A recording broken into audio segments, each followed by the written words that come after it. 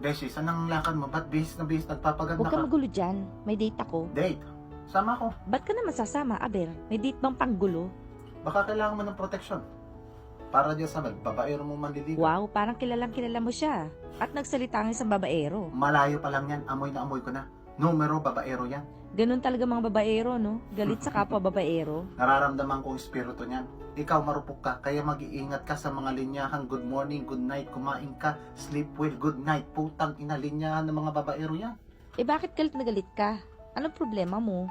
At saka yung mga ganyang itsura, ang gusto niyan yung mas sexy, mas maganda. Kalimutan mo na yan, iiyak ka lang So dyan. hindi pala ako maganda, hindi rin sexy, at hindi rin dapat mahalin. Ako nga, kaibigan mo lang, mahal na mahal kita eh. Mahal mo yung mukha mo. Kontrabida ka talaga. Dito ka na lang, umuulan at kumukulog sa labas, dito ka na lang. At ano naman ang gusto mong gawin ko dito? Dito naman ako eh. Para samahan ka.